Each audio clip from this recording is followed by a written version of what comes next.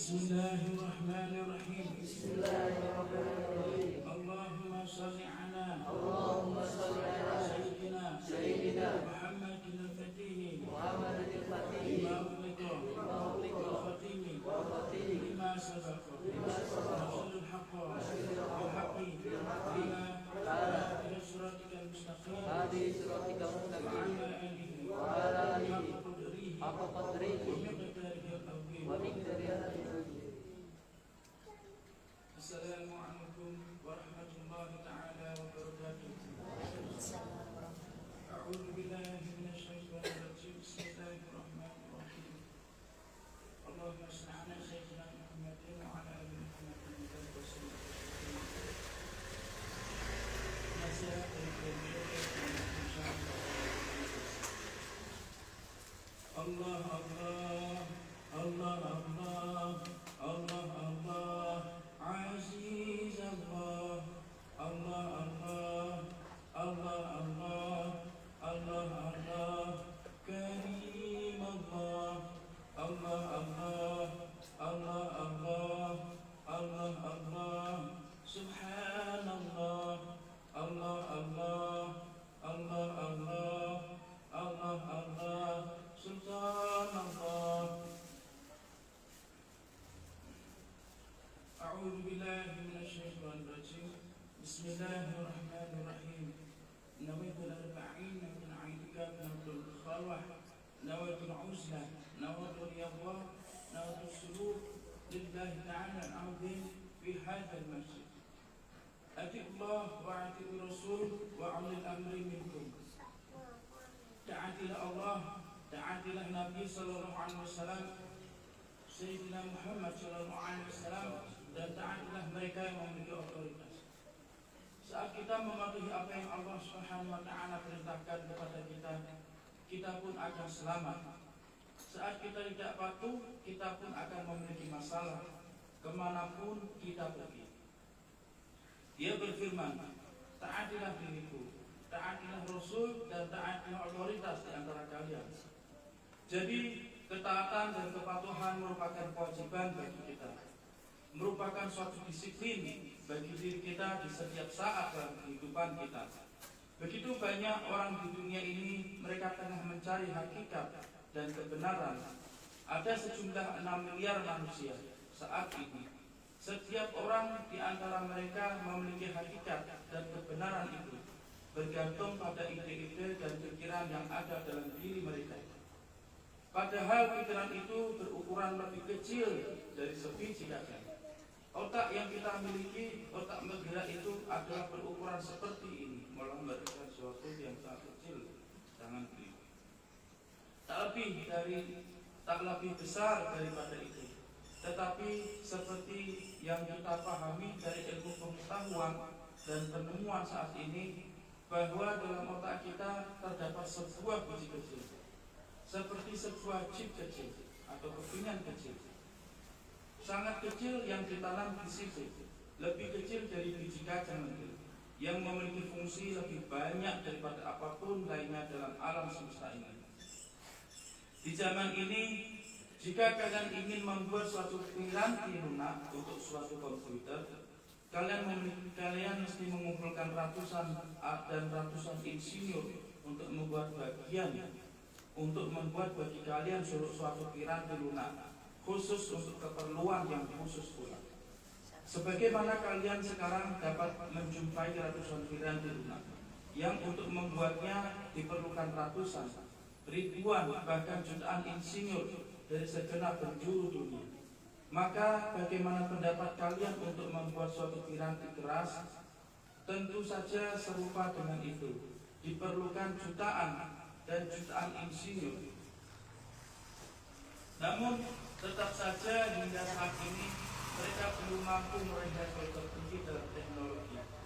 Demikianlah jutaan insinyur diperlukan untuk sekedar merancang sesuatu yang dapat kalian pahami, untuk sekedar merancang suatu program dan melakukan suatu pekerjaan tertentu.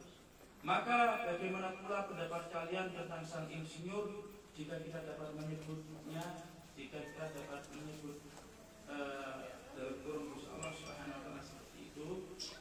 Sang pencipta atau sang insinyur itu yang merancang keseluruhan sistem diri kalian untuk dapat dikendalikan oleh sebiji chip berukuran tak lebih besar dari ukuran biji kacang kecil. Sebiji chip yang mengendalikan keseluruhan tubuh kalian, membuat rencana dan mengirimkan informasi dan sinyal ke setiap sel dalam tubuh kalian untuk bergerak. Ya, untuk setiap sel di tubuh kalian untuk dapat bergerak, sel-sel tersebut tak dapat memerintah chip kecil di otak tersebut. Sel tubuh hanya memiliki otoritas atas dirinya sendiri. Sel tersebut bergerak saat ini.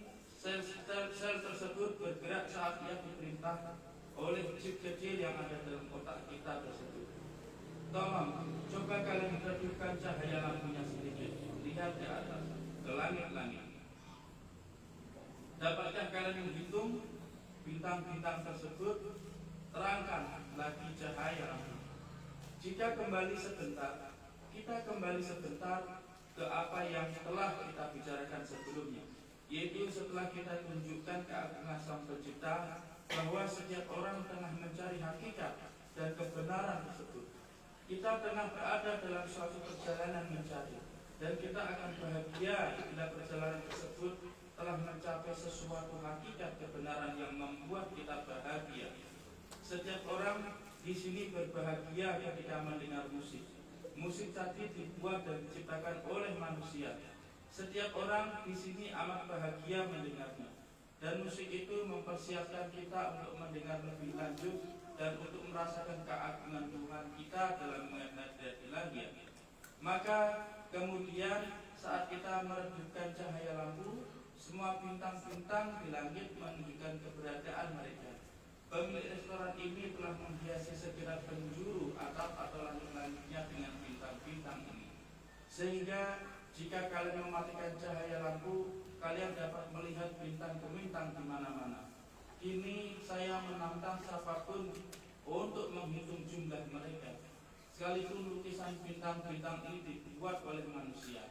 Saat bertanya pada siapapun yang hadir di sini, dapatkah kalian menghitung jumlahnya? Syekh Amanullah, Anda tahu berapa jumlah bintang-bintang ini? Syekh Abdullah, ada berapa? Syekh Jamaluddin, berapa banyak? Kalian dapat menghitung bintang-bintang ini. Saya dapat menghitungnya. Saya tahu ada berapa banyak jumlah mereka. Bintang-bintang ini berjumlah 1271.000. Jika kalian tak percaya, silakan hitung jumlah mereka. Artinya kita tak dapat menghitung jumlah mereka. Coba bayangkan bahwa saat ini para astronot, para fisikawan, mereka menemukan bahwa setidaknya ada sekitar 6 miliar galaksi, dan setiap galaksi memiliki 80 miliar bintang-bintang. Jadi ketika kita melihat ke langit di malam hari, kita melihat bintang-bintang. Kenapa di malam hari? Karena di saat malam hari berarti kalian telah mengisolasi diri kalian sendiri dari kehidupan dunia ini. Saat itulah kalian mulai dapat melihat cahaya yang telah diciptakan Allah Subhanahu wa Ta'ala di alam semesta ini. Saat diri kalian tidak lagi memandang keinginan-keinginan dan kenikmatan-kenikmatan dunia ini, dan kalian hanya memfokuskan keseluruhan hati dan pikiran kalian untuk bermeditasi pada hadirat ilahi, maka cahaya dari berbagai manifestasi berbeda bintang-bintang ini akan muncul pada diri kalian, dan kalian akan mulai melihatnya dan identifikasi mereka. Saat kalian meninggalkan dunia ini, akhirat pun terbuka. Saat kalian memasuki akhirat, cahaya itu yang kalian manifestasikan akan menghilang, dan cahaya lain pun akan datang. Sebagaimana saat kita melewatkan akhir waktu malam, pagi pun datang menjelang, dan bintang gemintang kini kecil, dan bintang gemintang kecil ini pun pergi menghilang. Lalu sang matahari, cahaya dari energi itu membuat seluruh langit terang. Artinya saat diri kalian meninggalkan hubul dunia, kecintaan pada dunia, hubul akhirah, kecintaan pada akhirah pun muncul. Sebagaimana bintang-bintang ini muncul di malam hari saat kecintaan pada akhirat itu meningkat dalam diri kalian, dan kalian pun mulai lebih banyak melihat dan melihat serta bertafakur akan akhirat. Cahaya yang hanya muncul setitik demi setitik ini pun akan lenyap, dan kemudian sang matahari akan bersinar, dan hati kalian pun akan terbuka. Cahaya Allah Subhanahu wa Ta'ala pun Allahu nurus samawati wal ardh. Allah Subhanahu wa Ta'ala cahaya langit dan bumi. Surat An-Nur 24:35 akan masuk sebagaimana Nabi sallallahu alaihi wasallam pernah bersabda, "Ma wasi'ati fi samai wal ardi walakin wasi'ati qalba 'abdiyah mukmin." Langit dan bumi tak dapat melingkupiku melainkan kalbu seorang hambaku yang beriman. Syekhul Takbir. Jangan bergerak takbir di hadapan Maulana Syekh, beliau akan melihat kalian karena ini adalah gaya Wahabi. Jadi setiap orang tengah mencari hakikat itu lewat perjalanan mereka menuju akhirat. Seseorang mungkin akan menemukan bintang-bintang ini, bintang-bintang dalam jumlah yang terbatas, cahaya dalam jumlah yang terbatas. Beberapa yang lain mungkin akan menemukan bulan dengan identitas cahaya yang lebih besar. Tetapi mereka yang meminta suatu bimbingan, mencari seorang pembimbing, sang pembimbing akan membawa mereka seperti halnya fisikawan zaman sekarang yang mencoba melihat ujung dari galaksi kita. Mereka tak mampu melihat ujung galaksi itu kecuali menggunakan instrumen khusus yang memungkinkan mereka melihat lebih jauh. Instrumen itu adalah teleskop Hubble. Artinya seperti itu pula sang pembimbing yang seorang pembimbing, sang pemandu adalah layaknya sebuah teleskop Hubble, bukan Hubble. Dalam arti sebuah teleskop, melainkan dengan basyirahnya, dengan penglihatan kalbunya, ia dapat memandu kalian melewati kegelapan dunia ini untuk membuat diri kalian tidak hanya untuk melihat bintang gemintang, tetapi untuk membuat diri kalian lebih jauh lagi, untuk berada pada level pencerahan yang lebih tinggi, dengan membawa kalian ke cahaya sejati dari sang matahari yang tak pernah tenggelam, yang bersinar tanpa henti. Sang pemandu yang membimbing diri kalian, ia menggunakan kalbunya, penglihatan hatinya yang selalu berada di hadirat ilahiyah. Ia tahu bagaimana cara membimbing kalian. Ia tak akan meninggalkan diri kalian dengan bintang-bintang, tapi ia akan membawa kalian menuju level pencerahan yang lebih tinggi, dengan membawa kalian menuju sang matahari yang tak pernah turun tenggelam, selalu bersinar dengan terangnya di langit. Saat matahari itu tak pernah tenggelam, selalu di atas, artinya selalu diri kalian berada di bawah terjadi atau manifestasi dari cahaya-cahaya ini yang berasal dari Sayyidina Muhammad SAW, yang Allah Subhanahu wa Ta'ala telah memanifestasikan cahayanya pada Nabi Sallallahu Alaihi Wasallam, dan Nabi Sallallahu Alaihi Wasallam memanifestasikan cahaya beliau kepada kemanusiaan. Allah Subhanahu wa Ta'ala memanifestasikan dirinya melalui nama-nama dan sifat-sifat mulia pada Nabi Sallallahu Alaihi Wasallam, dan Sayyidina Muhammad Sallallahu Alaihi Wasallam memanifestasikan nama-nama dan sifat-sifat indah yang beliau miliki ini, yang telah dikaruniakan Allah Subhanahu wa Ta'ala pada beliau. Beliau memanifestasikan pada kemanusiaan, dan karena itulah kalian pun akan bergembira dalam keindahan cahaya itu yang datang dari Sayyidina Muhammad SAW, yang setiap orang akan beroleh bagian. Ini semua bergantung beberapa jauh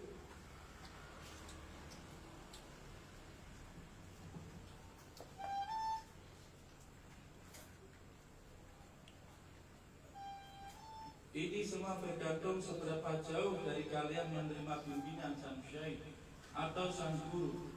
Seberapa jauh kalian mengizinkan diri kalian sendiri untuk menerima dan mengikuti orang tersebut. Beberapa orang mungkin menggunakan pikiran mereka, maka mereka pun akan jatuh gagal. Jika kalian ingin pergi ke suatu hotel atau restoran atau ke suatu tempat, kalian pun bertanya ratusan kali pada orang-orang untuk memberikan pada kalian arah yang benar. Kini mereka menggunakan peta untuk menemukan ke arah mana mereka mesti pergi. Di zaman ini mereka menciptakan pula peralatan navigasi untuk memberitahu belok kanan, belok kiri, dan suara dalam peralatan itu pun mungkin tak pernah berubah. Suara yang sama di setiap mobil. Mengapakah diri kalian begitu mempercayai suara wanita atau laki-laki yang memandu kalian dalam peralatan navigasi tersebut? Kalian mengikutinya secara buta. Kalian tak pernah mengajukan suatu pertanyaan. Belok kiri, kalian pun belok kiri. Belok kanan, kalian pun belok kanan. Dan jika kalian mengajukan pertanyaan, mereka tak pernah menjawabnya. Karena mereka tahu kalian gila, kalian salah. Dan jika kalian tidak mendengar atau tidak taat pada mereka serta mengambil arah yang salah, mereka akan berkata, oke, berputarlah kembali. Atau mereka akan mengganti rutenya bagi kalian. Ini karena mereka memiliki otak, mereka menggunakan akal pikiran mereka. Seorang pemandu spiritual menggunakan pikiran pada level yang lebih tinggi. Mereka menggunakan kalbu. Jika mereka mengatakan pada kalian untuk pergi ke arah tertentu, kalian tidak senang. Kalian mulai berkata, tidak, jalan ini lebih baik, hal itu lebih baik. Hal yang terpenting adalah untuk mendengarkan dan mematuhi.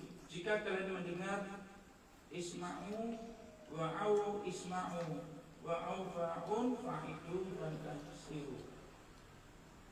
Isma wa'afi.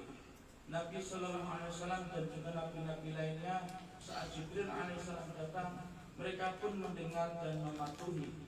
Tak pernah dalam Al-Quran Suci disebut-sebut Nabi Sallallahu Alaihi Wasallam mengajukan pertanyaan kepada Jibril Alaihissalam. Selalu beliau mendengar dan mematuhi. Beliau adalah sang teladan. Beliau manusia sempurna, penutup para rasul, insan kamil, manusia yang sempurna. Sang pembimbing dilatih untuk membimbingnya, dan pembimbingnya juga dilatih di bawah pembimbingnya, dan yang terakhir ini juga dilatih di bawah pembimbingnya.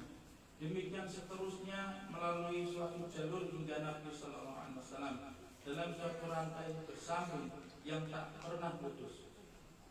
Dalam jalan balik wa naqsybandi haqqani kita, antara Nabi Sallallahu Alaihi Wasallam dan Syekh kita ada 38 pribadi untuk mencapai Nabi Sallallahu Alaihi Wasallam. Melalui Sayyidina Abu Bakar Siddiqul dan dari satu pribadi memberikan bimbingan ke pribadi lainnya tanpa terputus. Dan pengetahuan yang mereka berikan pada kita di luar jangkauan akal mereka dan di luar diskusi manapun. Saat kalian mendengarkan pada apa yang mereka buka dalam satu sesi, 2 sesi, 3 sesi adalah tak mungkin untuk menjelaskan setiap kali pengetahuan yang tengah datang bagi hadirin yang ada. Hal ini karena Nabi Sallallahu Alaihi Wasallam selalu dalam keadaan mi'raj atau naik. Dalam setiap saat beliau mi'raj, dan seiring dengan mi'rajnya beliau pun memperoleh pengetahuan dan ilmu-ilmu baru yang kemudian beliau berikan kepada umat melalui para pewaris Nabi Sallallahu Alaihi Wasallam tersebut. Dari pengetahuan baru yang mereka terima itu, dan karena itu pula lah pengetahuan ini tak dapat kalian jumpai di buku-buku manapun, kemanapun kalian berusaha mencarinya. Jadi apa yang telah ditulis sebelum ini adalah untuk masa sebelum ini. Apa yang tengah mereka terapkan dari pengetahuan lampau di hari ini adalah baik, tetapi itu tidak akan membawa kalian menuju matahari. Itu mungkin hanya membawa kalian menuju bintang-bintang, karena sang matahari selalu mutajadidah, selalu diperbaharui. Dalam keadaan ledakan pengetahuan yang terus-menerus, sang bintang mungkin telah berakhir dan kalian masih melihat cahayanya. Tetapi hakikatnya cahaya itu sudah tidak ada lagi, sudah mati. Bintang-bintang dan yang cahayanya kalian lihat itu sudah mati. Tetapi karena cahaya itu bergerak dalam suatu kerangka ruang waktu, suatu ruang yang harus ditempuh dalam waktu tertentu dengan kecepatan kira-kira 300.000 km per detik, maka cahaya itu perlu waktu untuk mencapai diri kita. Jadi sekalipun cahaya tersebut masih datang dan terlihat, namun bintang sumbernya sudah tak ada lagi, sudah mati, sang pembimbing sudah pergi. Tetapi sang matahari yang berjarak dekat selalu dalam keadaan mutajadidah, selalu dalam reaksi nuklir, mengeluarkan energi, suatu pembentukan sumber baru energi yang kontinu tanpa henti. Seperti itulah aulia Allah, mereka selalu dalam keadaan pembentukan atau evolusi pengetahuan yang terkesinambungan tanpa henti, yang datang pada mereka. Seiring dengan Mi'raj Nabi Sallallahu Alaihi Wasallam, mereka pun turut Mi'raj bersama beliau Sallallahu Alaihi Wasallam dan mengambil dari beliau serta memberikannya pada pengikut mereka. Buah kurma ini setiap orang ingin memakannya, dengan senang hati.